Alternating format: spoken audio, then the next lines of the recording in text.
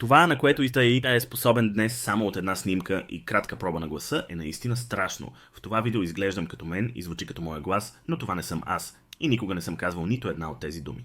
За да постигна този ефект, трябваше да направя само две неща. Клонирах гласа си в Eleven Labs и качих написания текст, който след това беше генериран с моя глас. После комбинирах този аудиофайл с коя да е моя снимка в един от инструментите за аватари. Избрах Heigen и опцията фотото видео. Целият процес отнема само няколко минути, а през повечето време просто чакаш. Но това не е всичко. Използвайки най-новия модел на Google за обработка на изображения, Nano Banana, на базата на същата снимка, мога да се поставя в студио на новинарска телевизионна емисия, на Марс или в която и да е друга среда и ситуация. Например, как използвам продукт, който всъщност никога не съм държал в ръцете си, защото в реалния живот изобщо не съществува. И всяко такова изображение, което създавам по този начин, мога да съживя по абсолютно същия начин. Въпреки че е малко страшно, това е и огромна възможност. Дълги видеа, реклами, обучителни материали или какъвто и да е друг тип съдържание вече могат да се създават за минути, без камера, без студио, без екип и дори без да знаеш какво още ще бъде възможно утре.